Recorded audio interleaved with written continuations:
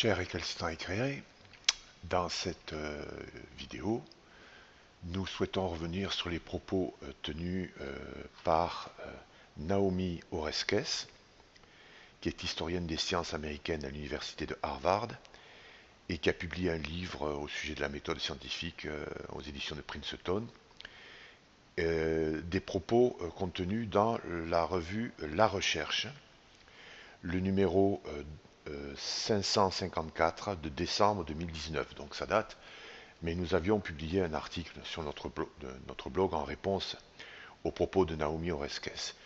Alors, cette historienne prétend, d'après la recherche, déconstruire les stratégies trompeuses des climato-sceptiques. Et elle expliquerait pourquoi les consensus scientifiques sont dignes de confiance et souligne l'importance du caractère social et collectif de la science, chose selon elle que n'aurait jamais fait Karl Popper. Alors nous, ce que nous allons faire dans cet article, ce que nous avons fait, c'est nous allons déconstruire les thèses de Naomi Oreskes et démontrer qu'elle se trompe, premièrement, et que surtout qu'elle désinforme au sujet de l'œuvre de Popper et de ce que doit être la méthode scientifique. Voilà.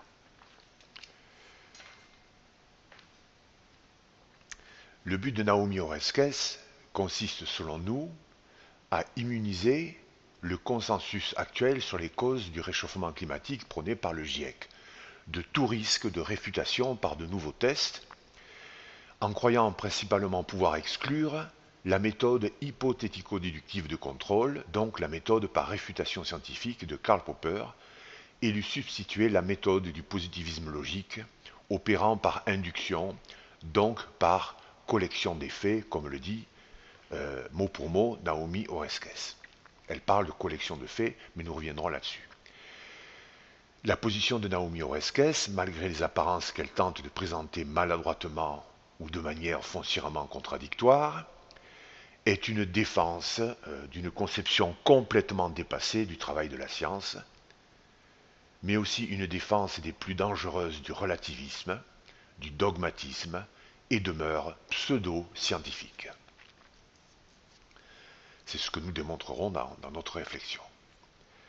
C'est sous le masque d'une promotion apparemment valide, mais fausse, du travail collégial inhérent à toute science, qu'elle tente au contraire d'en diffuser une représentation à ce propos idéologique, en entretenant une confusion sur le rôle que doit jouer l'usage du rationalisme critique par l'intermédiaire d'un déni inadmissible et même grotesque que cette forme de rationalisme fut toujours le cheval de bataille de Karl Popper, lequel argumenta toute sa vie que de manière sine qua non, tout travail scientifique devait être collectif, mais sur la base de tests indépendants et intersubjectivement contrôlés, plutôt que sur celle de collection de faits. En fin de compte, Naomi Oreskes nous semble souhaiter que l'épistémologie devienne une idéologie entièrement conforme et soumise aux besoins du consensus promu par le GIEC autour des causes des changements climatiques, afin que toute critique, tous les opposants à ce consensus soient réduits au silence, ce qui est naturellement antinomique avec la pensée scientifique et l'évolution normale de toutes les sciences est digne de ce nom.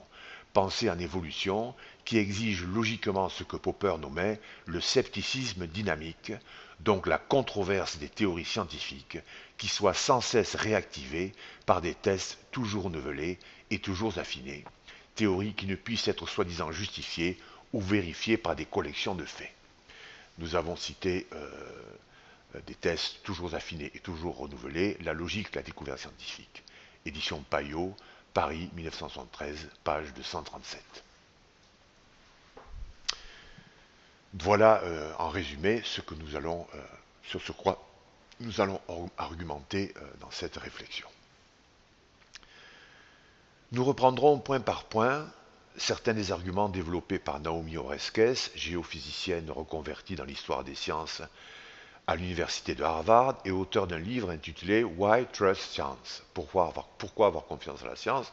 Aux éditions de Princeton University Press en 2019, propos qu'elle a tenus dans le numéro 554 de décembre 2019 de la revue française La Recherche.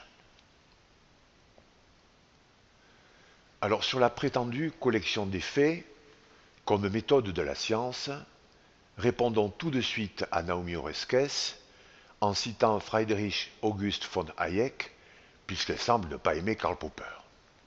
Nous citons Hayek, prix Nobel d'économie en 1974. L'idée fausse que la science est simplement la compilation de faits observés a conduit à cantonner la recherche dans le constat de ce qui est, alors que la valeur principale de toute science est de nous dire quelles conséquences découleraient de situations en partie différentes de ce qu'elles sont.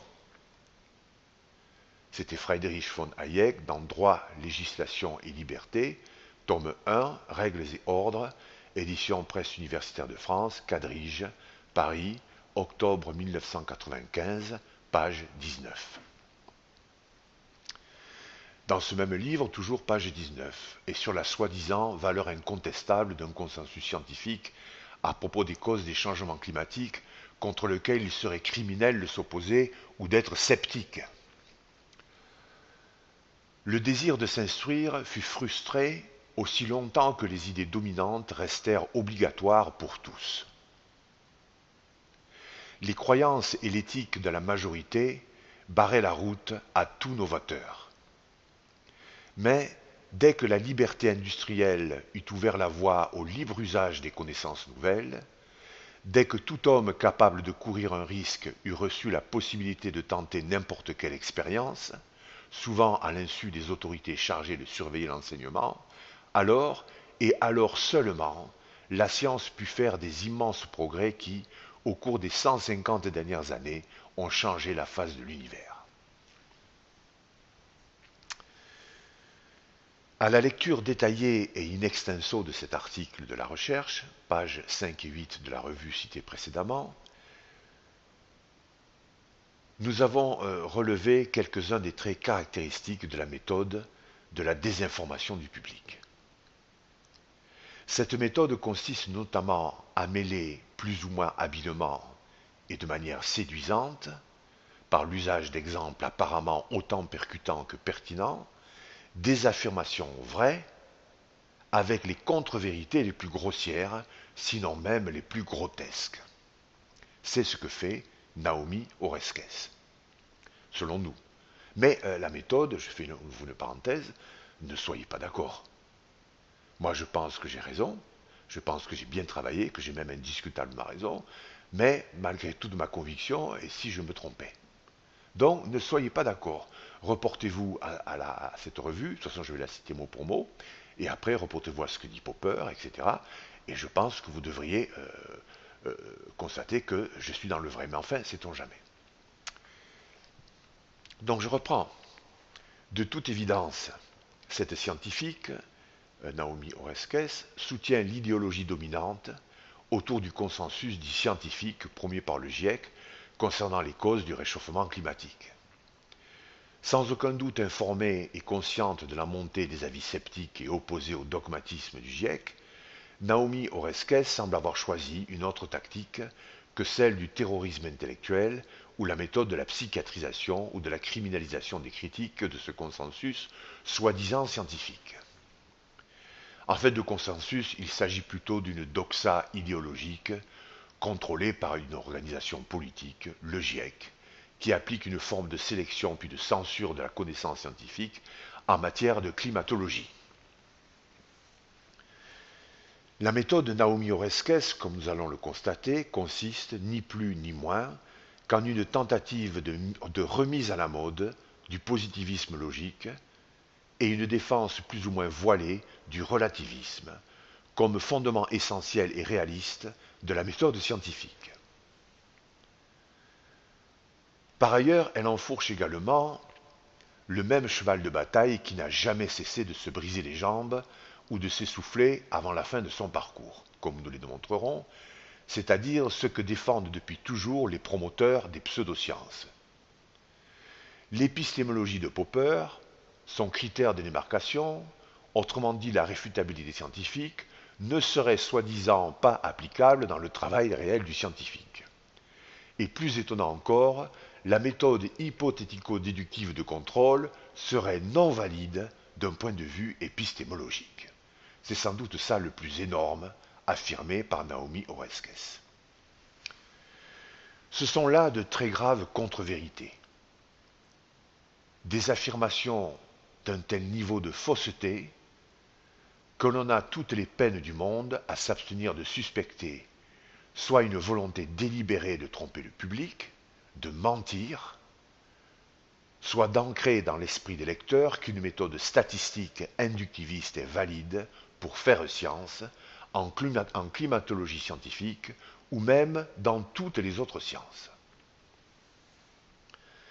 En d'autres termes, ce que prétend pouvoir défendre Naomi Oreskes est que la climatologie peut se dire scientifique, même s'il existe des arguments absolument imparables développés depuis longtemps par Karl Popper contre la méthode inductive, en faveur de l'unité de la méthode scientifique hypothético-déductive et contre le relativisme sur lequel Karl Popper n'a pas tari d'arguments indiscutables pour le présenter comme l'une des plus grandes menaces de l'activité scientifique. Il s'agit donc d'une interview de Naomi Oreskes dans ce numéro de La Recherche. Nous numéroterons les questions, non en fonction de leur ordre posé dans la revue, mais en fonction de celles que nous avons choisies. Question posée, page 6. 1. Quelles idées fausses, question posée par la revue à Naomi Oreskes, quelles idées fausses nous faisons-nous sur ce qu'est la science? Je répète, quelles idées fausses nous faisons-nous sur ce qu'est la science? Réponse de Naomi Oreskes. La principale idée fausse consiste à invoquer la méthode scientifique au singulier. Si l'on constate l'histoire des sciences, on constate qu'il y a toute une variété de méthodes. Notre réponse. Le critère de démarcation de Popper pose problème, non pas parce qu'il serait difficile ou impossible à appliquer, mais parce que tout objet de recherche ne se prête pas nécessairement à des investigations authentiquement scientifiques. Il est illusoire de vouloir être scientifique là où on ne peut l'être. Sur la base d'arguments logiques, Karl Popper soutient par ailleurs une unité de la méthode scientifique, laquelle implique que cette méthode serait fondamentalement identique, quel que soit le projet dans lequel s'insèrent des objectifs de scientificité. En effet, Karl Popper ne prétend pas qu'il n'y ait aucune différence, d'aucune sorte, entre les méthodes des sciences théoriques de la nature et celles de la société, mais que les méthodes dans les deux domaines sont fondamentalement les mêmes. Les arguments de Popper pour soutenir sa thèse épistémologique, d'unicité de la méthode scientifique, sont eux-mêmes dépendants de ses thèses en philosophie de la connaissance, car il a toujours défendu l'idée que les problèmes relatifs à l'épistémologie et à la méthode scientifique n'en étaient que des cas particuliers. Par conséquent, cette unité de la méthode scientifique dont parle Karl Popper repose sur les arguments suivants. Il n'y a jamais eu, il ne peut y avoir et il n'y aura jamais, dans aucun domaine, qu'il soit scientifique ou non, d'observation qui soit pure des faits, c'est-à-dire où l'a priori de la théorie, du préjugé ou de la conjecture ne guide toujours consciemment ou inconsciemment le chercheur ou l'individu dans ses observations sur le monde réel. C'est toujours la théorie, le préjugé théorique qui est premier. Avant l'observation, il guide l'observation. Il n'y a pas d'observation pure des faits. C'est impossible. Popper s'oppose par ce principe du primat de la théorie sur l'observation à la notion de données de sens ou de sens data ou de données pures des sens, chère aux philosophes positivistes du cercle de Vienne. Dans son livre La poursuite de la vérité, le grand logicien Willard van Orman Quine aborde le premier chapitre de son ouvrage en affirmant que, je cite, « partant des impacts sur nos surfaces sensorielles, nous avons fait jaillir par notre création collective et cumulative, au fil des générations, notre théorie systématique du monde extérieur. » Ce qui semble donner raison à Naomi Oreskes. Cependant, Quine souligne page 35 que, nous citons, l'épistémologie traditionnelle cherchait dans l'expérience sensorielle un fondement capable d'impliquer nos théories sur le monde, ou au moins de les doter d'un surcroît de probabilité. Sir Karl Popper a longuement souligné au contraire que l'observation sert seulement à réfuter les théories et non à les étayer. Nous venons de voir schématiquement pourquoi il en va bien ainsi. Donc Kuhn, finalement, donne raison à Karl Popper. Ce sont donc toujours les théories qu'il faut pouvoir évaluer dès qu'elles prétendent décrire, expliquer ou prédire des phénomènes ou des occurrences. Et il faut que ces théories, ces préjugés, ces conjectures, etc., soient formulées pour se prêter à des évaluations scientifiques, lesquelles consistent toujours en des tests indépendants qui soient non seulement contrôlables, mais aussi répétables de manière intersubjective, afin de garantir au mieux le côté non accidentel et impersonnel de la connaissance scientifique. Parce que l'une des tâches du rationalisme critique appliqué à l'activité scientifique consiste justement à pouvoir sans cesse mettre en doute la valeur impersonnelle des procédures et des résultats qui prétendent être scientifiques. La logique de la découverte scientifique de Karl Popper tente donc d'éliminer au maximum le subjectivisme, le psychologisme et par suite toute possibilité de science privée, en faveur d'un travail exclusivement collégial du scientifique, quoiqu'elle ne fût jamais défendue par Popper comme un ensemble de prescriptions, mais seulement des indications. L'épistémologie de Popper et la méthodologie qui en est déduite n'ont jamais été présentées par lui comme les moyens d'une prétendue inquisition de contrôle qui pèserait sur les scientifiques et leur manière de travailler. Toutes les théories générales, et en particulier celles dites scientifiques, ont nécessairement, et quelle que soit la nature des ambitions ou des projets scientifiques qui y sont affiliés, la forme logique d'énoncé universel au sens strict, ou d'énoncé à propos de tous. Tous les cas passés, présents et futurs susceptibles d'entrer dans la base empirique de ces énoncés. Ces énoncés ne peuvent donc être limités dans le temps, et ils sont par conséquent tous logiquement incertains et logiquement réfutables, mais pas toujours empiriquement réfutables. Par conséquent, tout objet d'observation, tout objet d'étude, que ce soit dans un cadre non scientifique ou même dépendant d'une communauté de scientifiques, n'est identifiable et formulable que sur la base d'une théorie universelle ou d'hypothèses réfutables, condition sans laquelle elles ne peuvent être soumises à des tests, sachant que les noms communs qui sont même utilisés par ces énoncés universels et parce qu'ils ne peuvent être constitués, ainsi que le démontre également Popper dans la logique de la découverte scientifique, dépendent eux aussi de théories universelles strictes. Les énoncés universels au sens numérique, parce qu'ils ne se réfèrent qu'à des classes finies d'éléments spécifiques dans une région spatio-temporelle, individuelle ou particulière et limitée, ne peuvent exprimer que des tendances locales, et non des lois universelles requises par l'objectivité et la nécessaire intemporalité des théories scientifiques. Si ce sont donc bien les théories qu'il faut évaluer, alors aucune théorie qui soit irréfutable, logiquement et ou empiriquement, ne peut s'appliquer aux faits. Et cela, quel que soit le contexte de recherche scientifique, c'est-à-dire quel que soit l'objet de recherche. En définitive, et si l'on admet le point de vue de Popper, l'argument de sociologues passeront selon lequel la sociologie travaillerait à partir d'énoncés universels au sens numérique plutôt qu'au sens strict, ne permet pas de justifier que la sociologie de Bourdieu puisse accéder au statut de science. Mais revenons sur ce qu'a dit Naomi Oreskes. La principale idée fausse consiste à invoquer la méthode scientifique au singulier. Si l'on constate l'histoire des sciences, on constate qu'il y a toute une variété de méthodes. Les thèses de Popper, à partir de l'impossibilité de la pureté des observations, c'est toujours la théorie qui est première, le préjugé théorique qui guide l'observation. C'est universel.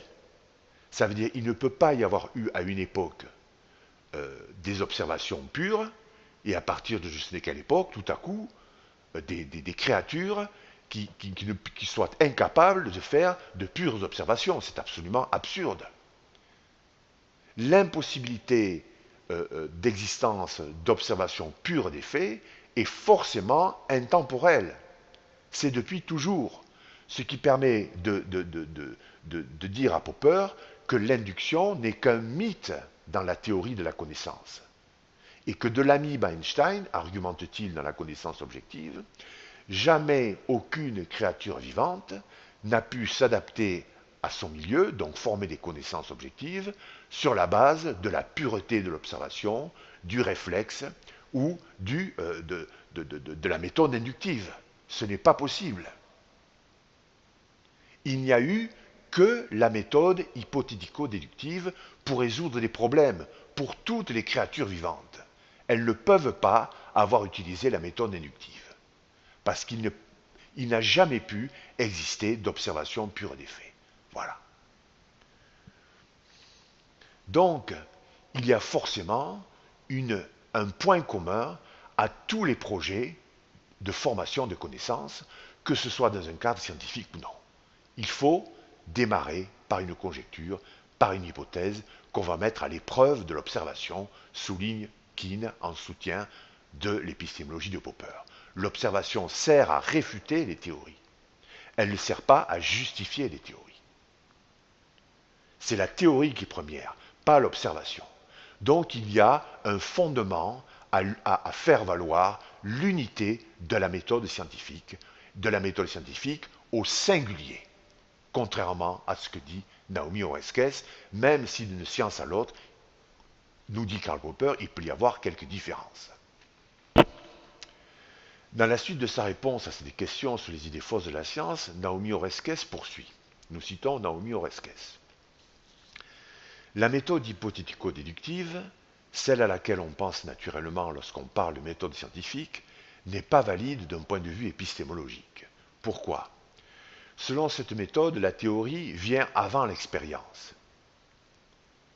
Si l'expérience confirme la théorie, alors le scientifique peut dire que sa théorie est vraie. C'est là que le problème éclate. Les théoriciens ont montré en pratique, et les philosophes en théorie, qu'une théorie vraie peut faire des prédictions fausses et vice-versa. Le système astronomique de Ptolémée constitue un exemple très clair.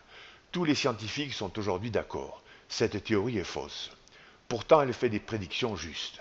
En particulier, elle a permis de prédire avec succès l'heure et la date des éclipses. Voici notre réponse à ces affirmations. Nous commencerons par la fin et reviendrons au début de ces affirmations par la suite.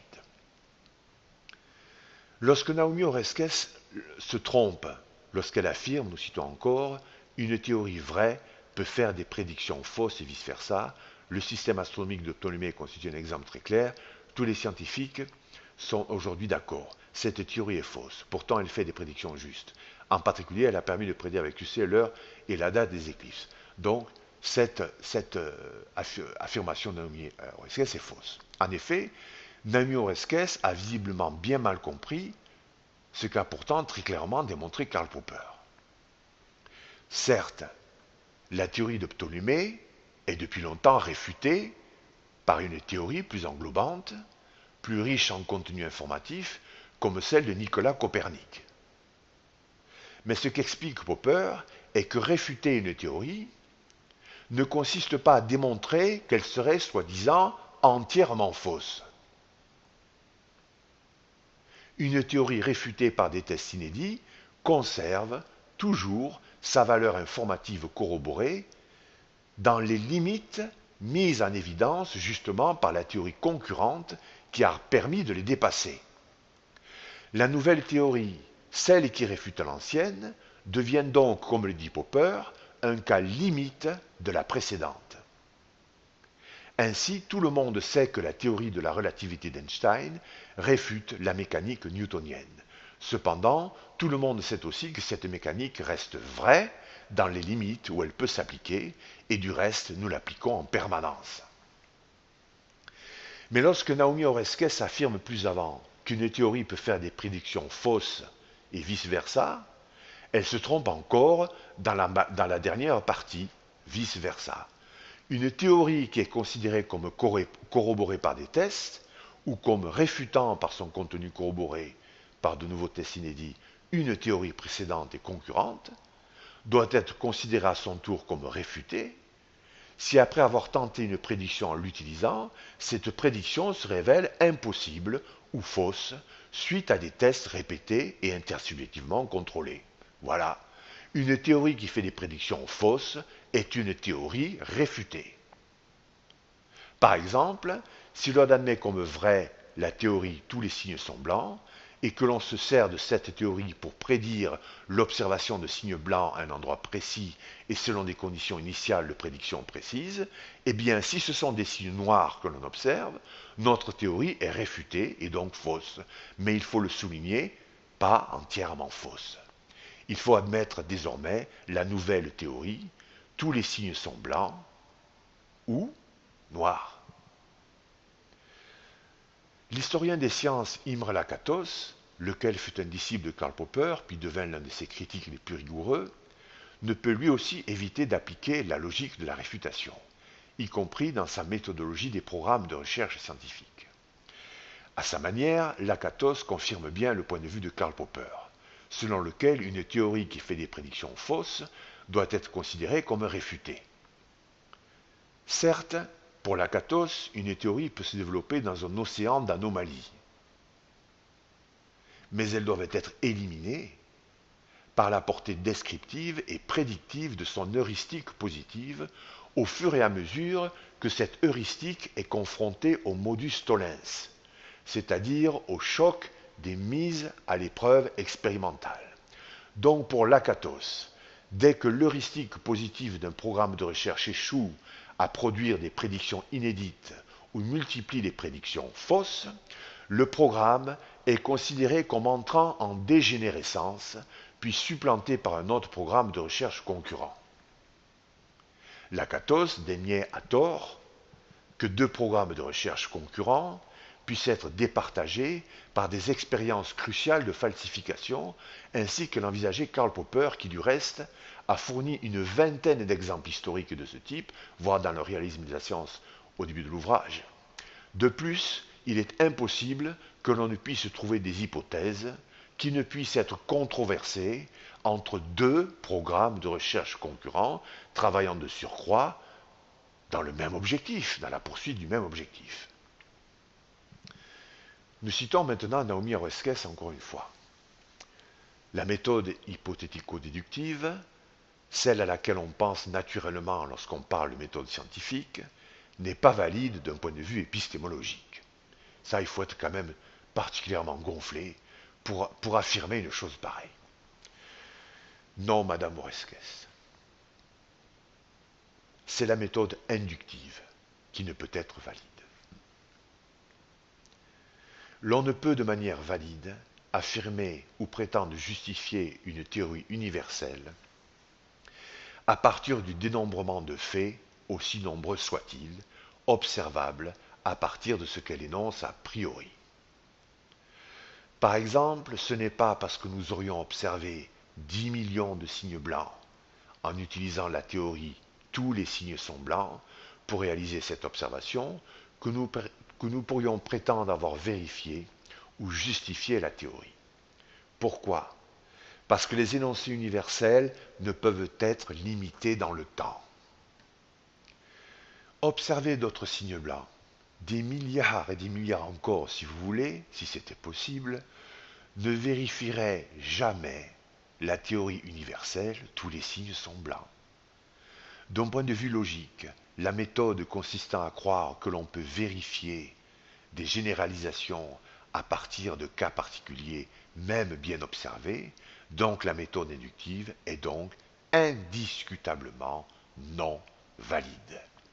Karl Popper a abondamment démontré dans quasiment tous ses ouvrages pourquoi le positivisme logique est mort et enterré, et même pourquoi la méthode inductive n'est qu'un mythe dans la théorie de la connaissance.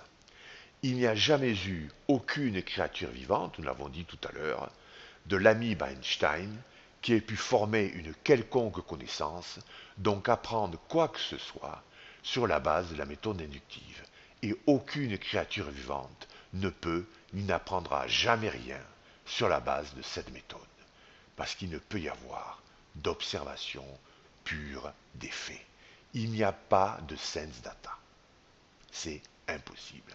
Les faits du monde extérieur ne tombent pas dans notre esprit, ne saupoudrent pas notre esprit, ou ne sont pas une espèce de fleuve qui inonde, qui remplit notre esprit comme si c'était un seau vide. Ce n'est pas comme cela que ça fonctionne.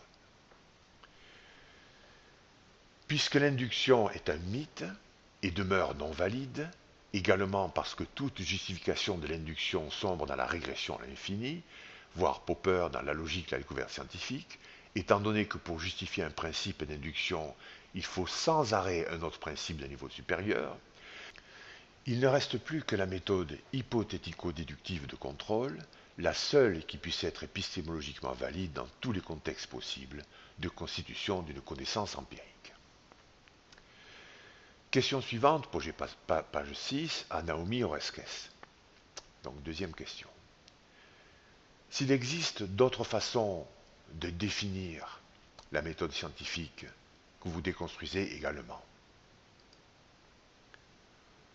Par exemple, le philosophe Karl Popper affirme dans son livre La logique de la découverte scientifique, 1934, qu'une théorie n'est scientifique que si elle peut être réfutée par l'expérience. Réponse de Naomi Oreskes. Oui, c'est l'idée de réfutabilité. Les scientifiques devraient donc chercher à réfuter leur théorie. La réfutabilité est une notion puissante, très attirante pour de nombreux chercheurs. Mais encore une fois, elle échoue à décrire le travail de recherche. Tiens donc. Ce n'est pas ce que les scientifiques font en pratique. Ils collectent autant d'indices qu'ils peuvent en faveur de leur idée. Pour eux, c'est le rôle de leurs collègues de les critiquer, de trouver des failles. C'est incroyable de dire des choses pareilles. Alors, voici la réponse de John Carew Eccles, prix Nobel de médecine. Mais nous avions déjà donné celle de Hayek, prix Nobel d'économie, au début. John Eccles, cité par Comment la science contrôle le cerveau, édition Fayard, collection Le Temps des sciences, 1997, préface. Eccles. Il est fort regrettable que la plupart des chercheurs qui travaillent sur le cerveau pratiquent toujours la seule induction et croient que la science consiste à accumuler des faits observables par l'expérience, d'où émanerait la vérité scientifique. La littérature consacrée au cerveau est révélatrice à cet égard d'une immense collecte de faits sur le sens duquel nul ne s'interroge à la lumière d'hypothèses scientifiques. Popper a montré dans The Logic of Scientific Discovery que l'induction n'était pas une méthode scientifique viable. Les avancées de la science viennent idéalement du raisonnement hypothético-déductif, qui consiste à formuler une hypothèse relative à une situation, puis à l'éprouver au moyen de connaissances pertinentes et à sa capacité d'explication. Pour répondre à Naomi Oreskes. Une autre réponse de John Eccles, contenue dans le livre de Karl Popper, donc cité par Karl Popper lui-même, Toute vie et résolution de problèmes, tome 1, Questions autour de la connaissance de la nature, édition Actes Sud, 1997, page 29-30. Donc nous citons Eccles à nouveau, mais cité par Karl Popper. Jusqu'en 1945, j'entretenais à propos de la recherche scientifique les idées conventionnelles suivantes.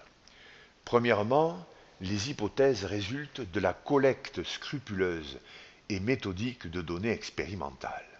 Il s'agit de la conception inductiviste de la science qui remonte à Bacon et Mill. La plupart des scientifiques et des philosophes croient encore que c'est là la véritable méthode scientifique. Mais Naomi Oreskes aussi, en tout cas, elle tente de la remettre au goût du jour. Deuxièmement, les qualités d'un scientifique sont évaluées en fonction de la fiabilité des hypothèses qu'il a développées, celles-ci devant forcément être élargies par l'accumulation de nouvelles données, et servir aussi, comme on l'espérait, de fondement ferme et sûr pour de nouveaux développements théoriques. Un scientifique préfère parler de ces données expérimentales et considérer les hypothèses comme de simples échafaudages. Finalement, et c'est le point le plus important, il est extrêmement regrettable, et c'est un signe de défaillance, qu'un scientifique s'engage en faveur d'une hypothèse réfutée par de nouvelles données, au point qu'on doive en fin de compte l'abandonner complètement. C'était mon problème. J'avais longtemps défendu une hypothèse avant de comprendre qu'elle devrait être vraisemblablement rejetée. Et cela me déprimait énormément. En fait, j'avais été mêlé à une controverse à propos des synapses. À cette époque, je croyais que la transmission synaptique entre les cellules nerveuses était en grande partie de nature électrique. Je connaissais l'existence d'une composante chimique lente et tardive, mais je pensais que la transmission rapide par les synapses s'effectuait par voie électrique. C'est alors que Popper m'apprit qu'il n'y avait rien d'infamant, du point de vue scientifique, à ce que ses propres hypothèses soient reconnues comme fausses. C'était la plus belle nouvelle que j'avais entendue depuis longtemps. Popper m'a même persuadé de formuler mes hypothèses concernant la transmission électrique excitatrice et inhibitrice par les synapses avec suffisamment de précision et de rigueur pour qu'elles incitent à la réfutation. À présent, je peux même me réjouir de la falsification d'une théorie de prédilection, car une falsification de ce genre représente un succès scientifique. Voici à présent notre réponse, qui fait suite, nous permettant de faire suite à celle de John Eccles, prix Nobel. Est-ce que vous veuillez nous excuser? Comme nous l'avons déjà dit précédemment, il est impossible que la construction de toute connaissance ne procède de la même logique, celle des essais et des erreurs contrôlées, autrement dit la méthode hypothético-déductive de contrôle. Ce sont toujours les mêmes raisons logiques qu'il faut invoquer et elles demeurent indiscutables. La première, c'est qu'il ne peut y avoir de prétendus sense data ou données pure d'essence. C'est la troisième fois que nous le disons.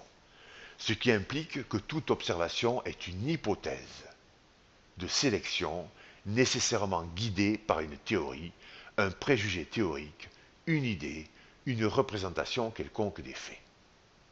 Cette logique dépasse le cadre de la méthode scientifique et le détermine.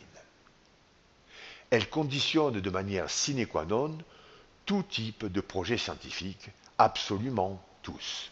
Aucune créature vivante douée d'intelligence ne peut réaliser une observation pure des faits. Nous soulignons encore. Ce sont donc toujours les théories qui guident les observations qu'il faut soumettre à l'évaluation. Autrement dit, à des tentatives de mise à l'épreuve, dont la logique nécessaire et indiscutable reste la tentative de réfutation. Pourquoi? Nous l'avons déjà dit, mais enseigner, c'est aussi répéter. Parce que la connaissance sur la couleur des signes, par exemple, si l'on admet qu'ils doivent tous être blancs, ne progresse pas grâce à l'observation d'autres signes blancs. C'est sur la couleur, si c'est la couleur qui est notre objet de recherche. Seule l'observation contrôlée, répétée et non accidentelle d'un signe non blanc peut enrichir le contenu descriptif de la théorie. Tous les signes sont blancs. C'est justement cet enrichissement inédit de contenu qui constitue une réfutation. Réfuter consiste donc aussi, et le plus souvent en science, à montrer qu'une théorie est incomplète, qu'elle dit moins de choses sur les faits qu'une théorie qui a pu prouver par l'intermédiaire de tests sa plus grande portée descriptive et son contenu empirique plus riche. Voilà. Aucun énoncé universel au sens strict, donc aucune théorie scientifique, ne pourra jamais être complète, achevée, donc certaine. C'est-à-dire apte à décrire certains faits de manière parfaitement précise et donc aussi parfaitement globale, universelle. L'on ne peut donc accepter que ce consensus scientifique sur les causes des changements climatiques puisse être soi-disant justifié par des théories achevées ou parfaitement précises et complètes pour toujours, car ce serait une posture constituant un obstacle des plus décisifs contre tout progrès ultérieur de la connaissance en climatologie scientifique. Ensuite, la seule voie possible pour espérer des progrès en climatologie scientifique reste et consistera encore et toujours en des tentatives renouvelées, inédites, de mise à l'épreuve de tout ou partie du contenu de ce consensus scientifique. Concrètement, il n'est pas scientifique de croire pouvoir s'arrêter définitivement à affirmer que les seules causes possibles ou les causes primordiales des changements climatiques connus aujourd'hui ou depuis des décennies ne soient que le fait de la pollution de l'atmosphère par les gaz à effet de serre, les émissions de gaz carboniques, etc. Il faut envisager d'autres tests qui risquent de réfuter cette position. Et pourquoi pas, c'est un risque à encourir, de la réfuter complètement. De révéler qu'il est complètement faux que le gaz carbonique soit une cause de pollution primordiale de l'atmosphère. Revenons encore sur le problème de la méthode inductive.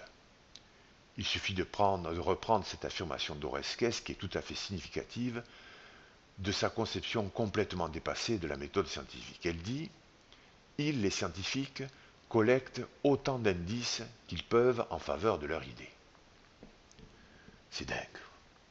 Bon.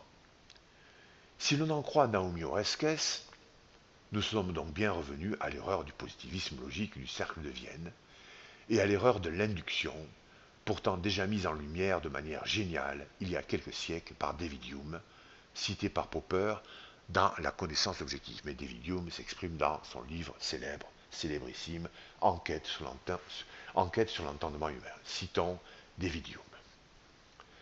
Persuader une bonne fois pour toutes les hommes de ces deux principes. Il n'y a rien dans un objet considéré en lui-même qui puisse nous apporter une conclusion qui le dépasse, une conclusion définitive, absolue.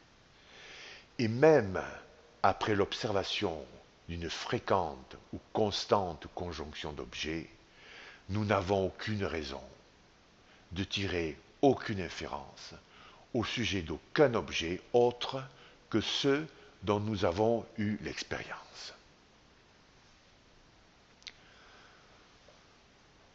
De plus, l'erreur de Oreskes est encore plus flagrante en concluant sa phrase par « en faveur de leur idée ». Il recherche des indices en faveur de leur idée. C'est-à-dire que selon elle, les scientifiques cherchent des biais de confirmation d'hypothèses, des confirmations directement lisibles à la lumière de ce qu'annoncent a priori leurs préjugés théoriques, pour prétendre ainsi tenir une méthode de vérification scientifique ou de justification. Par exemple, ce serait donc en observant un nombre déterminé de signes blancs qu'il serait justifié de croire que la vérité de la théorie tous les signes sont blancs est scientifiquement établie. Ou encore, ce serait sur la base de l'observation de quelques personnes de couleur identifiées comme mauvaises, sur la base d'un préjugé raciste, qu'une théorie raciste universelle serait aussi scientifiquement justifiée. Mais de toute façon, Naomi Oreskes est bien obligée de reconnaître que la théorie ou le préjugé théorique précède toujours l'observation, parce qu'il ne peut y avoir d'observation pure des faits. Autrement dit, Naomi Oreskes ne peut éviter de reconnaître qu'il est totalement impossible que l'esprit humain soit sans mémoire, une tabula rasa, un seau vide ou une pâte à modeler, et que par conséquent les faits de l'extérieur ne soient identifiables par lui sans une hypothèse théorique qui guide cette identification, puisqu'elle dit ils collectent autant d'indices qu'ils le peuvent en faveur de leur idée. Donc c'est bien que leur idée guide la collecte des indices et que la théorie guide l'observation. Donc, voilà. Donc ce sont toujours et encore les théories qu'il faut tester. Ce qui implique qu'aucun consensus ou paradigme scientifique ne peut éviter de se soumettre au risque de la réfutation s'il veut avoir une chance de conserver son label de scientificité. Parce que seule la réfutabilité des théories constitutives d'un consensus scientifique peut démontrer qu'il n'est pas figé ou entend s'imposer comme un dogme, une idéologie, mais qu'il offre au contraire toujours la possibilité d'être dépassé par la mise à l'épreuve renouvelée des théories qui le justifient temporairement au titre de consensus scientifique. Seul le fait d'admettre que les théories constitutives d'un consensus scientifique puissent être faillibles, donc réfutables, puis enrichies par de nouveaux faits, peut maintenir ce consensus au sein de la science, dont la quête de la vérité ne peut logiquement jamais être achevée. En somme, si des théories explicatives des changements climatiques sont scientifiques, elles doivent toujours pouvoir enrichir leur contenu empirique grâce à des tests toujours renouvelés et toujours affinés. Il serait absurde de croire que notre savoir sur les causes des changements climatiques puisse rester figé, ou qu'il ne nous apprenne rien de plus que ce que l'on savait il y a par exemple un siècle. Et compte tenu de l'imprédictibilité de la connaissance scientifique, ce serait aussi un point de vue pessimiste autant qu'absurde d'affirmer que d'ici 3 siècles, par exemple, la connaissance sur les causes des changements climatiques soit exactement la même qu'aujourd'hui. Les théories, les consensus et autres paradigmes scientifiques doivent subir des épreuves de vérité contrôlées de manière intersubjective au moyen de tests encadrés et répétables par une communauté de chercheurs institutionnellement habilités à mener et reconnus à mener des recherches. Et ces épreuves de vérité, puisqu'il n'est pas valide de procéder par généralisation inductive par le biais d'une méthode statistique quelconque, nécessitent de manière sine qua non la méthode hypothético-déductive de contrôle préconisée par Karl Popper. Donc en théorie, il est totalement impossible que cette méthode ne puisse fonctionner. Et en pratique, c'est pareil. Et ce n'est d'ailleurs pas ce qu'affirmait Pierre Duhem, qui était de surcroît un falsificationniste naïf, ni même Willard van Orman Quine, qui sont cités par elle, d'autant que Quine avait donné raison à Popper de manière tout à fait explicite, comme nous l'avons cité plus haut. À la fin de son affirmation, Naomi Oreskes nous parle des failles que devraient ensuite trouver les autres scientifiques dans le travail de collecte inductiviste des données susceptibles de soi-disant justifier ou de vérifier scientifiquement une théorie universelle. Mais de quelle nature doivent être ces failles? Si je prétends que ma théorie tous les signes sont blancs est prétendument vérifiée parce que j'aurais observé par exemple 10 millions de signes blancs, ce ne serait pas parce que l'on n'observerait plus aucun signe blanc demain que ma théorie serait bonne à jeter à la poubelle. Pourquoi? Parce que rien n'aurait permis de démontrer que ma théorie était fausse grâce à l'observation non accidentelle d'un seul signe non blanc, étant donné que l'on n'aurait cherché aucun signe non blanc, mais seulement des signes blancs. Maintenant, si par l'usage de ce terme de faille, Oreskes entend des réfutations possibles de ma théorie sur les signes blancs, par exemple des tests qui démontreraient l'existence de signes non blancs, alors elle ne peut que conforter la méthode hypothético-déductive de contrôle contre la méthode inductive, et elle se contredit encore une fois. Mais voici le reste des affirmations de plus en plus consternantes de Naomi Oreskes. Suivant Popper, je devrais dire que j'ai réfuté ma théorie et rejeté cette dernière. Cependant, en pratique, la première chose que j'imagine est qu'il y a un problème avec mon dispositif expérimental. Parfois, avec beaucoup de travail, on peut arriver à identifier l'erreur expérimentale. Mais c'est souvent impossible. Et si l'hypothèse théorique en question est très bien établie par ailleurs, alors malgré le résultat de mon expérience, je ne vais pas rejeter cette hypothèse. Notre réponse. Pour Karl Popper, les théories doivent être testées sur la base de conditions initiales d'expérimentation reconnues et admises intersubjectivement comme non problématiques. Et s'il était si souvent impossible de détecter l'erreur expérimentale, alors jamais la science n'aurait fourni autant de possibilités de progrès technologiques sur la base de connaissances aussi complexes et difficiles à tester que le sont par exemple la physique atomique, la mécanique quantique, la biologie, l'astronomie, l'astrophysique, etc. Nous pourrions citer encore l'exemple flagrant du programme de recherche Opera mené par le CERN et portant sur des neutrinos supraluminiques.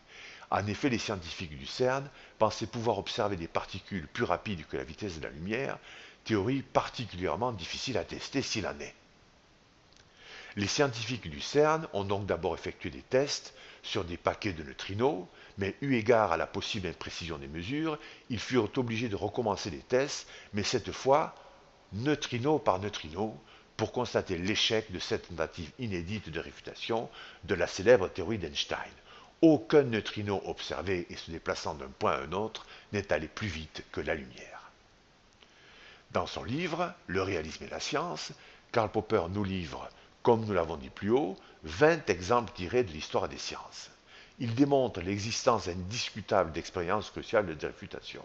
Et la logique de la découverte scientifique de Popper, appuyée sur tous ces autres arguments issus de la philosophie de la connaissance, démontre qu'il n'est rigoureusement pas possible d'envisager autre chose que des tentatives de réfutation intersubjectivement contrôlées mais faillibles pour faire science, étant donné, répétons-le encore, l'impossibilité d'accéder à une quelconque forme de connaissance, fût-elle subjective, par la méthode de l'induction ou de la collection des faits. Mais reprenons ce que dit Naomi Oreskes. Suivant Popper, je devrais dire que j'ai réfuté ma théorie et rejeté cette dernière. Cependant, en pratique, la première chose que j'imagine est qu'il y a un problème avec mon dispositif expérimental. Mais peut-être c'est pour ça qu'on demande de répéter les tests. C'est pour ça qu'il doit y avoir un contrôle intersubjectif, et c'est pour ça que Karl Popper a tellement insisté, sans toujours le dire de façon directe, sur le caractère collégial et intersubjectif du travail scientifique. Sinon, pourquoi le rationalisme critique? Pourquoi argumenter sur le fait de la nécessité de devoir créer des controverses là où elles font défaut, comme il le fait dans Misère et l'historicisme? Donc, s'il y a un problème avec mon dispositif expérimental, c'est à la communauté des scientifiques avec lesquels je travaille de l'évaluer indépendamment de ma partie, parce qu'il n'est pas valide que je sois juge et partie. C'est à d'autres de vérifier mon dispositif expérimental par la répétition de mes expériences et un contrôle pour voir si oui ou non il y a un problème avec mon dispositif expérimental. Parfois, alors elle dit, parfois avec beaucoup de travail, on peut arriver à identifier l'expérimental, l'erreur expérimentale. Mais c'est souvent impossible. Bon, eh bien alors, si on n'arrive pas à identifier l'erreur expérimentale de manière collégiale, eh bien on va admettre qu'il y a une réfutation. C'est comme ça. C'est comme ça. Et on va peut-être rejeter à tort une hypothèse. Ça fait partie des vicissitudes d'une activité fondamentalement humaine qu'est la science. La science est faillible dans tout ce qu'elle fait. Les tests sont faillibles, les interprétations sont faillibles. Et Karl Popper n'a jamais dit qu'on pouvait rejeter une théorie de manière absolue. Il n'a jamais été un falsificationniste naïf. Alors elle poursuit, et si l'hypothèse théorique en question est très bien établie par ailleurs, alors malgré le résultat de mon expérience, je ne vais pas rejeter cette hypothèse. Et bien là, c'est un tort. Vous avez tort. Si par ailleurs l'hypothèse est très bien établie, mais que je tente une expérience, alors que, comme elle le suggère, dans un domaine afférent à mon hypothèse, eh bien je dois accepter les limites descriptives, des pouvoirs descriptifs de mon hypothèse, qui se trouvent là, par contre, réfutées, incomplètes. Voilà. Donc elle se trompe, Naomi Oreskes. Maintenant, voici sans aucun doute l'une des plus graves, des plus grotesques affirmations éhontées, tellement elle est fausse, de Naomi Oreskes, toujours page 6 de la revue. Naomi Oreskes, je cite Naomi Oreskes. Avoir un bon esprit scientifique consiste à être ouvert à cette critique. C'est l'œuvre de la communauté scientifique. Cet aspect collectif a été quasiment ignoré par Popper.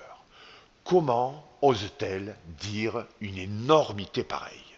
Karl Popper, qui, mis à part elle, est reconnu de manière internationale comme l'un des plus grands champions, promoteurs du rationalisme critique.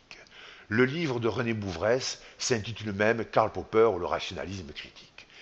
Et il y a des thèses qui sont publiées sur Karl Popper, la communication. Il n'a pas cessé de prôner le rationalisme critique, la défense de la raison critique et l'aspect collectif de la science, l'aspect controversable des théories scientifiques. Mais comment peut-on dire une énormité pareille? Comment peut-on proférer de tels mensonges? C'est un mensonge tellement grotesque que je ne sais pas, je suis en colère. Ce n'est pas possible d'admettre une énormité pareille. Notre réponse, vous avez bien lu. Elle a écrit, cet aspect collectif a été quasiment ignoré par Popper. Alors citons Karl Popper lui-même. D'abord dans Conjecture et réfutation, La croissance du savoir scientifique, édition Payot, Paris, 1985, page 48-56. Nous avons repéré ces propos dans ces pages-là. De quelle manière pourrons-nous espérer déceler et éliminer l'erreur? Nous citons Popper. Est à mon avis la suivante. Par la critique des théories ou des suppositions formulées par d'autres et pourvu que nous y soyons entraînés par celle de nos propres théories ou conjectures. Ensuite, je cite encore Popper dans le même ouvrage. C'est la tradition qui représente, si l'on exclut la connaissance innée, la source à l'évidence la plus importante en qualité comme en quantité pour notre savoir.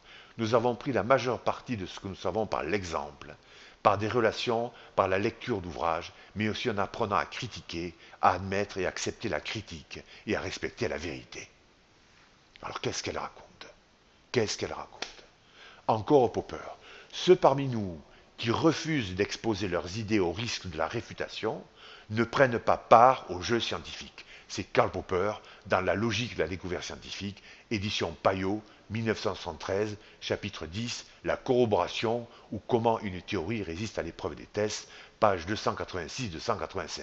Nous répétons Popper. Ceux parmi nous, il dit, qui refusent d'exposer leurs idées au risque de la réfutation, donc à la critique des autres, ne prennent pas part au jeu scientifique. Comment est-ce qu'elle peut contester à Popper l'importance d'avoir... C'est incroyable d'avoir dit ça. Je répète ce que dit Naomi Oreskes, avoir un bon esprit scientifique consiste à être ouvert à cette critique. C'est l'œuvre de la communauté scientifique, cet aspect collectif a été quasiment ignoré par Popper. Comment peut-elle dire une chose pareille? C'est complètement faux. C'est le GIEC. C'est le GIEC qui est irrespectueux vis-à-vis de la critique, qui est fermé à la critique, qui rejette les climato-sceptiques, les climato-réalistes, qui les accuse des fascistes ou des révisionnistes, je ne sais quoi. Voir le traitement qu'ils ont fait au professeur Marcel Leroux, par exemple. Voilà. Citons encore Karl Popper dans Misère de l'historicisme, édition Agora, Presse Pocket, Paris, 1988, page 194-195. Donc, je répète, Misère de l'historicisme, Karl Popper, édition Agora, Presse Pocket, Paris, 1988, page 194-195. Pour répondre à Naomi Oreskes, le langage est une institution sociale sans laquelle le progrès scientifique est impensable, puisque sans lui, il ne peut y avoir ni science, ni développement et progrès d'une tradition. L'écriture est une institution sociale, et en sont aussi les organisations d'édition et de publication et tous les autres instruments institutionnels de la méthode scientifique. La méthode scientifique elle-même a des aspects sociaux. La science, et plus précisément le progrès scientifique, est le résultat non pas d'efforts isolés, mais de la libre concurrence de la pensée. C'est Popper qui dit ça. Car la science réclame toujours plus de concurrence entre les hypothèses et toujours plus de rigueur dans les tests. Et les hypothèses en compétition réclament une représentation personnelle. Pour ainsi dire, elles ont besoin d'avocats, d'un jury et même d'un public. Cette incarnation personnelle doit être organisée institutionnellement si nous voulons être sûrs qu'elle ait de l'effet. Et il faut dépenser pour ces institutions et les protéger par la loi. Finalement, le progrès dépend dans une large mesure de facteurs politiques, d'institutions politiques qui sauvegardent la liberté de pensée et de la démocratie. Voilà. Je répète Popper, la méthode scientifique elle-même a des aspects sociaux. La science, et plus précisément le progrès scientifique, est le résultat non pas d'efforts isolés, mais de la libre concurrence de la pensée. Voilà. Et Naomi Oreskes, elle dit, avoir un bon esprit scientifique consiste à être ouvert à cette critique, c'est l'œuvre de la communauté scientifique. Cet aspect collectif a été quasiment ignoré par Popper. Mais enfin, les bras m'en tombent. Mentir comme ça, c'est pas possible, Madame Oreskes. C'est pas possible. Hein? C'est pas acceptable. On ne peut pas accepter de tels mensonges. Et je cite encore un autre argument de Karl Popper. Dans La Société ouverte et ses ennemis, tome 2, Hegel et Marx, édition du Seuil, Paris 1979, pages 146 à 151. La méthode des sciences, dit Popper, est caractérisée par une exigence de débat public, qui se présente sous deux aspects. Le premier est que toute théorie, si inattaquable qu'elle apparaisse à son auteur, peut et doit inviter à la critique. Peut et doit inviter à la critique. L'autre est que, pour éviter les équivoques et les malentendus, elle doit être soumise à l'expérience dans des conditions reconnues de tous. C'est seulement si l'expérimentation peut être répétée et vérifiée par d'autres qu'elle devient l'arbitre impartial des controverses scientifiques. Voilà. Alors ça, si ça ne répond pas aux âneries, je suis désolé de le dire, aux mensonges proférés par Madame Moresquès, qu'est-ce qu'il faut faire? Il n'a pas cessé, dans toute son œuvre, Karl Popper, de promouvoir la critique, le rationalisme critique, l'aspect collectif, intersubjectivement contrôlé du travail scientifique. Pourquoi, dit-elle, je cite, cet aspect collectif a été quasiment ignoré par Karl Popper. Je cite Karl Popper. La méthode des sciences est caractérisée par une exigence de débat public qui se présente sous deux aspects. Le premier est que toute théorie, si inattaquable qu'elle apparaisse à son auteur, peut et doit inviter à la critique. L'autre est que pour éviter les équivoques et les malentendus, elle doit être soumise à l'expérience dans des conditions reconnues de tous. C'est seulement si l'expérimentation peut être répétée et vérifiée par d'autres qu'elle devient l'arbitre impartial des controverses scientifiques. C'était Karl Popper dans La Société ouverte et ses ennemis, tome 2, Hegel et Marx, édition du Seuil, Paris 1979, page 146-151, Madame Oresquès. Hein, voilà. Et vous dites que cet aspect collectif de la critique a été quasiment ignoré par Popper. On ne peut pas accepter ça. Une dernière citation de Popper à ce sujet. Ce qu'on peut appeler l'objectivité de la science n'est pas une question d'individus, intéressant les hommes de science pris à part, mais une question sociale, qui résulte de leur critique mutuelle, de la division du travail amical hostile entre scientifiques, de leur collaboration autant que de leur rivalité. Elle dépend donc partiellement d'une série de conditions sociales et politiques qui rendent la critique possible. Taisez-vous, Madame Oresquès, ça suffit de dire des âneries sur ce qu'a fait Karl Popper. Ça suffit, ça suffit. Hein, voilà. Le reste des affirmations de Naomi Oreskes ne dévie pas en matière de défense du relativisme et d'une conception totalement erronée de la méthode scientifique.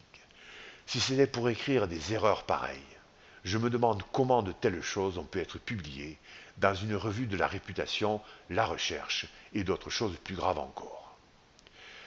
Question posée à Naomi Oreskes dans la revue. Pensez-vous qu'on ne souligne pas assez le caractère social de la recherche scientifique? Nous venons de répondre avec Karl Popper. Voici ce que répond Naomi Oreskes. Absolument. Regardez la principale tactique utilisée par les marchands de doute, climato-sceptiques. Elle consiste à créer l'illusion d'un débat scientifique en mettant en face de chaque climatologue invité dans les médias une personne affirmée qu'elle ne pense pas que cela soit vrai. Mais la fiabilité des résultats de la climatologie ne tient pas à l'opinion, ni même au travail particulier de tel ou tel climatologue. Elle tient au travail collectif de milliers de scientifiques depuis plus de 50 ans. Autre question posée par la recherche, selon vous, il est crucial que les communautés scientifiques soient diverses. Pourquoi? Naomi Oreskes, pour bien critiquer une idée, il faut qu'elle soit analysée d'une multitude d'angles différents. Notre réponse. Grand A, il faut qu'une théorie soit analysée, nous dit Naomi Oreskes. Mais que signifie pour elle l'emploi du verbe analyser? Faut-il qu'on analyse une théorie sur la base de la collection des faits qui l'étayent? C'est-à-dire sur les faits qui lui sont le plus statistiquement favorables parce qu'ils ont pu être relevés à la lumière de ce que la théorie annonce a priori?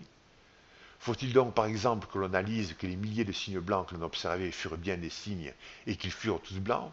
Et pourquoi ferions-nous une telle analyse si ce n'était pour nous assurer qu'aucun d'entre eux ne risque de réfuter notre préjugé théorique initial, notre théorie universelle initiale sur la couleur des signes? Oui, si ce n'était pour écarter, occulter et passer sous silence, justement, tous les cas défavorables à notre théorie, des signes non blancs, afin de la présenter au public comme la soi-disant seule et unique possibilité d'envisager notre problème, afin qu'elle apparaisse comme un consensus indiscutable et vérifié aux yeux de l'opinion. Grand B, ou bien Naomi Oreskes a-t-elle voulu dire que notre théorie doit subir des épreuves de vérité, autrement dit des tests? Mais à quoi donc serviraient des tests dont la logique ne consisterait pas précisément en des tentatives de réfutation, en mettant notre théorie ou notre consensus à l'épreuve de la controverse face, comme elle le dit enfin, à des angles différents?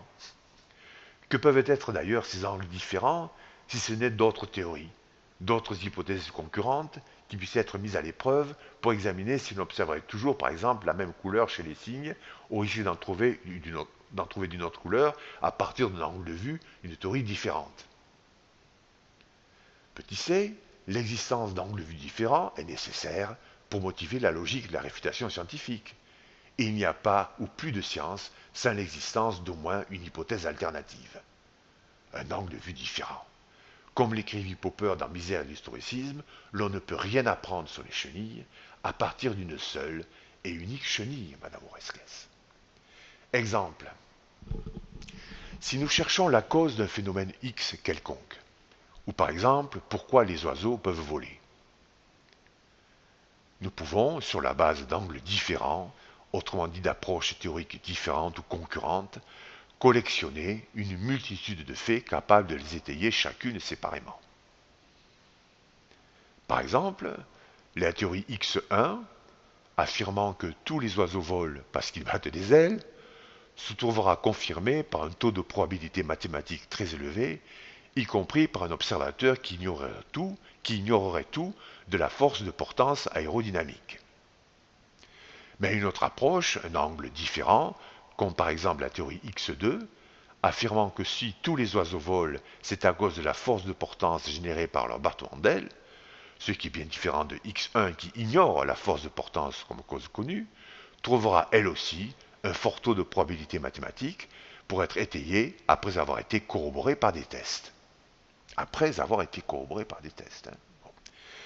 L'on comprend alors que la seule manière d'avoir découvert une loi causale expliquant le vol des oiseaux grâce à la force de portance n'a pu se limiter à un type particulier de théorie permettant un type spécifique et affilié d'observation ou en l'occurrence de biais de confirmation.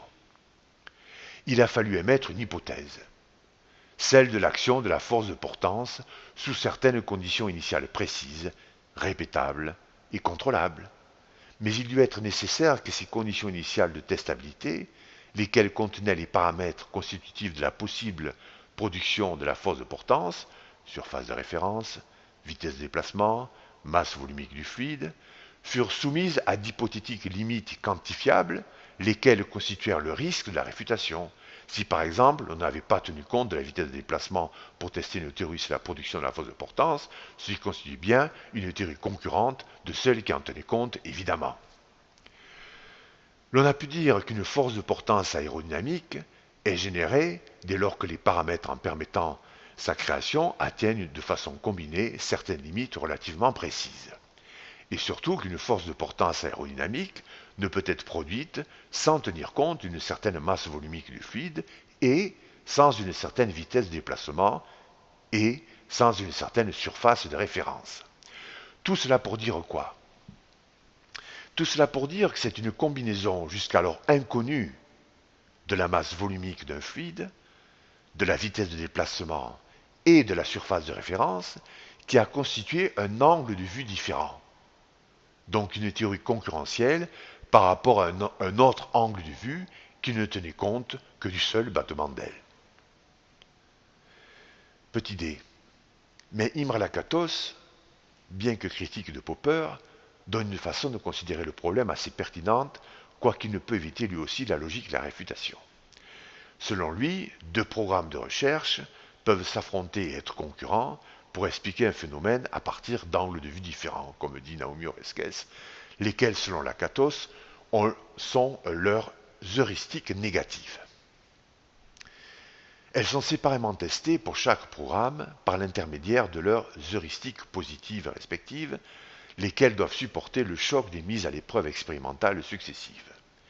Selon Lakatos, dès lors que l'un des deux programmes ne parvient plus à supporter ce choc, ou s'il ne parvient plus à prédire de nouveaux faits permettant de le corroborer via son heuristique positive, Lakatos considère qu'il est supplanté par son concurrent.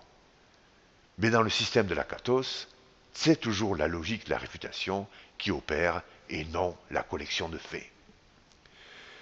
Comme on le constate, que ce soit de A à D, l'exemple que nous avons pris avec la force de portance, Naomi Oreskes, souhaitant prêcher une méthode consensuelle comme étant bien la caractéristique essentielle de la science, ne peut éviter l'épistémologie poppérienne. Et par suite, la méthode hypothético-déductive de contrôle via des tentatives de réfutation si elle admet qu'il faut des angles de vue différents pour faire la science. Le travail collectif des chercheurs, comme elle l'écrit, consiste en science non à collectionner des faits susceptibles d'étayer, de confirmer les théories de départ, mais à offrir la possibilité d'une controverse entre des angles de vue différents, donc opposés, ce qui veut dire des façons controversées et concurrentielles d'approcher les problèmes. Par conséquent, des théories potentiellement contradictoires, guidant des collections de faits opposables grâce à des tests. Ce qui signifie des théories susceptibles de créer le doute, et même d'encourager le scepticisme dynamique sur un paradigme ou un consensus considéré comme faussement bien établi sur la base d'une collection de faits. Madame Oreskes. Comment se fait-il que Naomi Oreskes évoque tout à coup le rôle crucial de la critique, sans parler de l'importance majeure de l'usage du rationalisme critique dont Karl Popper fait pendant toute sa vie la cheville ouvrière du travail scientifique et de la méthode scientifique, laquelle ne pouvait logiquement éviter d'être pour lui spécifiquement collégiale.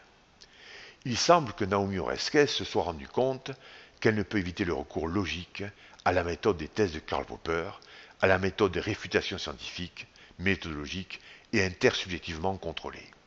Si elle a lu la logique de la découverte scientifique de Popper, comment a-t-elle pu éviter de se rendre compte du rôle absolument crucial que joue la discussion méthodologique et le contrôle intersubjectif des thèses pour Popper?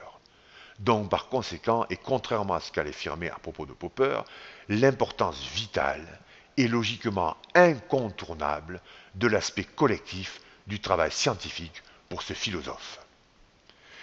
Nous avons maintenant d'excellentes raisons de penser que Naomi Oreskes cherche par tous les moyens à refouler l'épistémologie de Popper, sans vraiment pouvoir y parvenir. Il lui faut faire taire cette épistémologie si menaçante pour les vues dogmatiques et largement pseudo-scientifiques qu'elle défend. Il faut à tout prix soustraire le consensus sur les causes du réchauffement climatique au risque de la réfutation, au risque de nouvelles mises à l'épreuve, ou comme l'écrit Popper à la fin de la logique de la découverte scientifique, au risque de nouveaux tests, toujours renouvelés et toujours affinés. Citons Popper à la fin de son œuvre majeure. Elle, la science, s'achemine plutôt vers le but infini, encore qu'accessible, de toujours découvrir des problèmes nouveaux, plus profonds et plus généraux, et de soumettre ces réponses toujours provisoires à des tests toujours renouvelés et toujours affinés. En toute logique, la vraie science ne peut proposer que des réponses provisoires. Et d'ailleurs, Naomi Oreskes admet aussi l'impossibilité d'atteindre la certitude dans les sciences de la nature, semble-t-il, et évidemment en climatologie. Alors pourquoi considérer que l'actuel consensus sur les causes du réchauffement climatique ne pourrait être susceptible d'être remis en question sur la base de nouveaux tests selon une logique de réfutation, au lieu de se fier toujours à des collections de faits qui ne pourraient encore qu'inutilement le confirmer?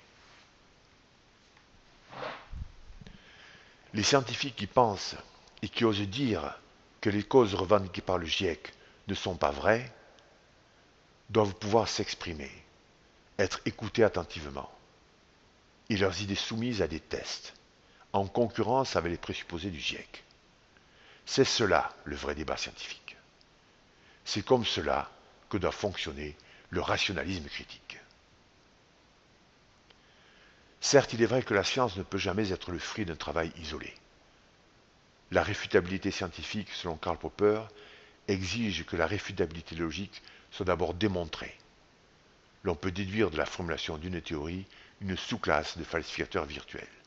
Ensuite, la réfutabilité empirique, il est possible de réaliser des tests empiriques. Et ensuite, la réfutabilité méthodologique, il est possible de répéter les tests, de le contrôler de manière intersubjective, afin de s'assurer qu'il ne s'agit pas de résultats accidentels et non reproductibles, de tricherie, d'erreurs de manipulation, etc. Par conséquent, pour Karl Popper, le travail scientifique est éminemment social, et il exige la libre controverse des idées. Il exige ce que Karl Popper a défendu pendant toute sa vie, le rationalisme critique. Enfin, comme il le précise dans ses ouvrages, son critère de démarcation doit avant tout être compris comme un critère méthodologique de démarcation, étant donné que pour Popper, ce sont toujours in fine les discussions méthodologiques entre chercheurs qui permettent d'avaliser ou non les méthodes et les résultats des tests et les interprétations des tests. Ce n'est pas parce qu'une communauté de personnes, y compris dans un cadre qui a la réputation d'être scientifique, travaille sur la base de la méthode inductive et la collection de données, comme nous l'a décrit Naomi Oreskes, que la nature de leur travail est scientifique, mais exactement le contraire. Nous avons expliqué à la lumière des arguments de Popper que la méthode inductive n'est qu'un mythe dans la théorie de la connaissance, qu'aucune créature douée d'intelligence n'a pu, ne peut, ni ne pourra jamais vérifier aucune théorie universelle sur la base de la méthode inductive et plus encore que la méthode inductive ne permet pas de construire des connaissances objectives ou même subjectives. Parce que la théorie précède toujours l'observation et parce qu'il ne peut absolument pas exister de prétendus sense data ou de données tirées de l'extérieur qui soient d'emblée épurées de toute activité de sélection a priori par l'esprit humain. Mais cette action de sélection réalisée lors de toute observation, grâce à notre système d'attente perceptive, n'est possible qu'à partir de notre mémoire, laquelle a engrangé tout un ensemble d'idées, de théories, de préjugés, de représentations. Nous n'observons rien à partir de rien. Aucune connaissance n'est possible ex nihilo à partir de rien. C'est impossible. Ce sont les théories qui guident les observations et les collections de faits qu'il faut mettre à l'épreuve, ce qui implique qu'une collection de faits ne peut être une méthode et fin en soi pour approcher de la vérité, mais à la rigueur un moyen pour mettre à l'épreuve une théorie de manière répétée ou pour s'assurer qu'une théorie résiste bien à des tentatives de réfutation répétées et réalisées à partir de faits appartenant tous à la même classe. Donc, comme l'affirme avec raison Karl Popper, toute observation a valeur d'hypothèse. Personne n'apprend quoi que ce soit, dans quelque domaine que ce soit, scientifique ou non, sur la base d'une collection de faits, donc sur la base de la méthode inductive. C'est bien cette méthode inductive qui n'est pas valide sur le plan épistémologique, et non la méthode hypothético-déductive de contrôle, comme l'a prétendu Naomi Oreskes. Et pour y revenir encore, si Madame Oreskes affirme que, je cite, les scientifiques collectent autant d'indices qu'ils peuvent en faveur de leur idée, il faut donc bien qu'elle admette, et elle l'admet puisqu'elle emploie le mot idée, qu'il existe donc une idée qui ne peut éviter le statut d'hypothèse universelle, puisqu'elle doit permettre de relever des indices appartenant tous à la même classe. Autrement dit, tous ces indices dont parle Naomi Oreskes doivent tous posséder les mêmes caractéristiques quasi légales. Les climato-sceptiques tels que le professeur Marcel Leroux, décédé, François Gervais, Vincent Courtillot, etc., sont tous des scientifiques sérieux et reconnus dans leur domaine. Leurs connaissances sont issues et fondées, elles aussi, par une longue tradition de recherche en climatologie scientifique ou en géophysique, et Vincent Courtillot rappelle, lui aussi, les manquements tout à fait significatifs à la démarche de Karl Popper, imputables au GIEC. Karl Popper et son épistémologie rigoureuse est donc une nouvelle fois l'ennemi à abattre. Karl Popper, dont le prix Nobel de médecine Peter Medawar dira qu'il est le plus grand philosophe des sciences de tous les temps, dont Jacques Monod écrira l'élogieuse préface de son œuvre maîtresse, La logique de la découverte scientifique, et qui fut reconnu par Albert Einstein, Haeckel, qui reconnaîtra sa dette méthodologique envers lui dans son livre Comment la conscience contrôle le cerveau. Karl Popper encore reconnu par Schrödinger, Hayek, Lorentz, Monod, Curie, etc., etc., etc. Karl Popper, l'éternelle bête noire des défenseurs des pseudosciences, du relativisme, de l'obscurantisme, du totalitarisme. La possibilité du doute, de la controverse et d'un scepticisme dynamique est donc logiquement requise, une nécessité vitale pour l'activité scientifique. Le doute, la controverse, la libre concurrence des idées, les sceptiques dynamiques sont les moyens, les agents incontournables du rationalisme critique. Ce rationalisme critique consiste justement à défendre une opinion opposée à un consensus bien établi ou un paradigme en vigueur et accepté par tous. Il consiste donc à avoir une attitude sceptique. Galilée était seul contre l'Inquisition. Mais Galilée avait raison, Madame Oresques. Sur le scepticisme, voilà les idées de Popper au sujet du scepticisme dynamique. Voir donc Karl Popper dans La connaissance objective, édition Aubier, Paris, 1991, page 1969, page 169, 172. Le scepticisme se définit comme une doctrine pessimiste quant à la possibilité de la connaissance. Mais la conception qui est ici proposée affirme avec optimisme la possibilité du développement de la connaissance et donc de la connaissance scientifique. Elle rejette simplement l'attribution à la connaissance du collectif de certaines, dans le sens commun, que le sens commun prend pour sa caractéristique essentielle, et elle montre que certitude et connaissance diffèrent toutes deux de ce que prétend à leur sujet la théorie du sens commun. On ne saurait qualifier de sceptique un homme qui croit en la possibilité de développement illimité de la connaissance. On pourrait fort bien traduire sepsis par examen critique, bien qu'on le fasse rarement, et identifier le scepticisme dynamique avec l'examen critique vigoureux, ou même en l'occurrence l'examen critique optimiste, pour autant que cet optimisme est une base entièrement rationnelle. Il n'a certainement pas grand-chose à voir avec le désir de connaître, là où l'on ne peut rien connaître. Karl Popper, dans le même ouvrage, page 178. Toute tentative pour conserver la théorie du sens commun dans sa totalité et son intégralité, le réalisme plus l'épistémologie du sens commun, est voué à la ruine. Ainsi, grâce au scepticisme méthodologique sur le point de départ, on casse la théorie du sens commun en deux parties au moins, le réalisme et l'épistémologie, et on peut rejeter et remplacer cette dernière par une théorie objective qui utilise le premier.